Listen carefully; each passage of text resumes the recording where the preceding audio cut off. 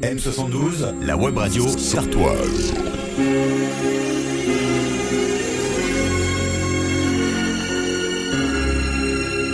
Bonjour! Tears of Hope est un groupe qui se revendique sans étiquette musicale car il mélange tous les styles, du rap au reggae, en passant par la samba, mais aussi le folk et le rock. Habitués des festivals, ils se produisent aussi à l'étranger, comme par exemple en Allemagne, en Côte d'Ivoire ou même encore en Bolivie. Ils aiment à s'entourer de musiciens ponctuellement et ainsi s'enrichir de ces divers apports musicaux, comme avec le petit-fils de Bob Marley, entre autres. Leur credo, le partage, sans modération. Je suis ravie d'accueillir Cédric, le fondateur du groupe, qui vient nous parler de leur dernier EP, Electric Meetings. Alors Cédric, bonjour. Salut à tous. Vous êtes donc à l'origine de Tears of Hope. Comment est né ce groupe ? Comment est né le groupe? C'était en 2011, ça s'est passé en 2011, à la fin de mon ancien projet qui était Furaya, un groupe de métal. J'ai voulu continuer la musique, mais j'ai voulu me poser aucune barrière de style, comme j'aimais vraiment tous les styles de musique. Ça m'embêtait de devoir aller dans un groupe de rock pour faire du rock, ou dans un groupe de reggae pour faire du reggae, et, voilà, pour tous les styles. Donc j'ai voulu faire un seul projet qui rassemblait tous les styles, et donc Tears of Hope est né ce jour-là. Alors, comment s'articule le groupe aujourd'hui ? Je dirais pas que le groupe s'articule, je dirais qu'il se désarticule selon nos envies. C'est-à-dire que le premier album est très clairement pop-folk avec uniquement ma voix et ma guitare. Sur l'EP qui vient de sortir en mai, on retrouve des morceaux beaucoup plus électriques. Ça peut aller du reggae au rap, au rock. En concert, on y rajoute aussi de la samba. On essaye vraiment de pas avoir de style ou qu'on puisse poser d'étiquettes à Tears of Hope. Vraiment, on fait ce qu'on aime.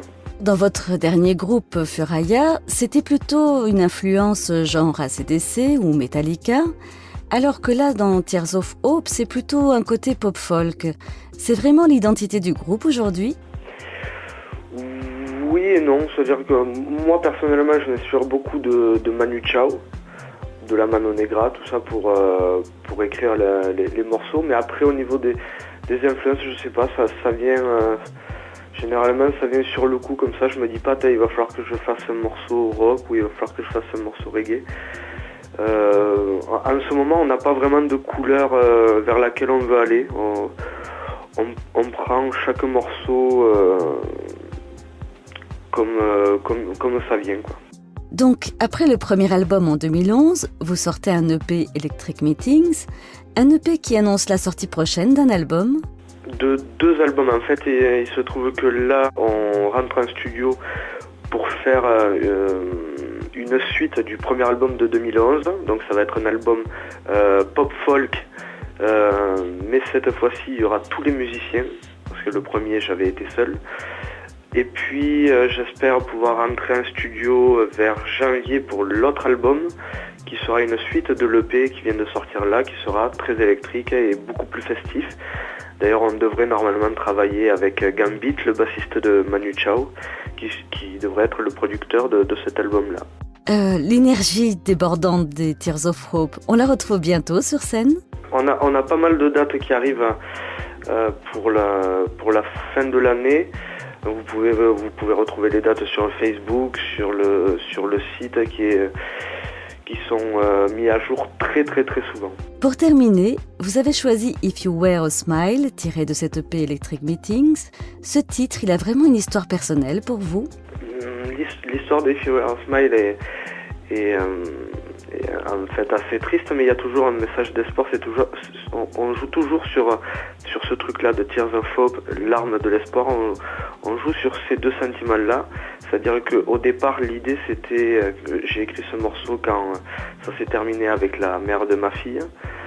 Et en même temps, je me suis dit que en fait, tout le long du morceau If You Were a Smile, ça veut dire si tu avais été un sourire. Et j'explique ce qu'aurait pu être la vie si on avait su sourire. Et après, j'essaye de globaliser ça et tout simplement de dire que on doit fonctionner comme un miroir en société, c'est-à-dire que essayer de sourire à quelqu'un dans la rue, automatiquement la personne va vous répondre par un sourire. Et donc c'est le message de ce morceau-là. Cédric, merci beaucoup. Et merci à vous. M72, la web radio sartoise.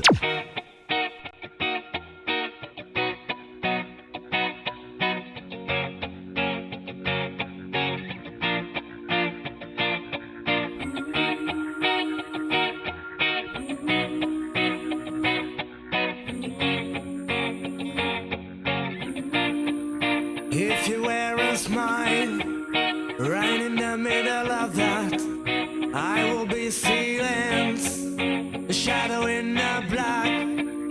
If you wear a smile in this lost world, maybe you will make me mine, and this time forever.